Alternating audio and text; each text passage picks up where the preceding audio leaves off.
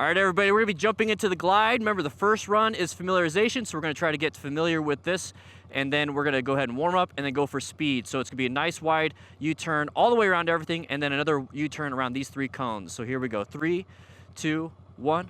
So nice and easy, familiarize ourselves with this drill. So it's gonna be all the way around everything, absolutely everything, and then we're gonna go around this cone.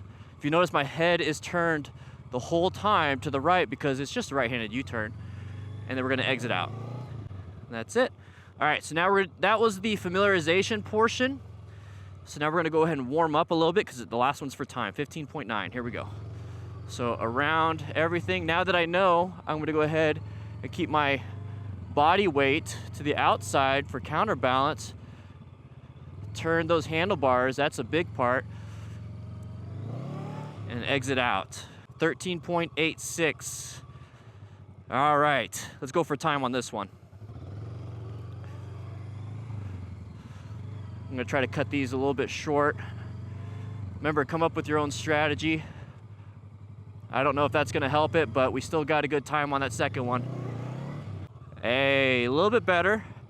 A little bit better. So now we're gonna go ahead and jump into the next exercise, but that is the glide.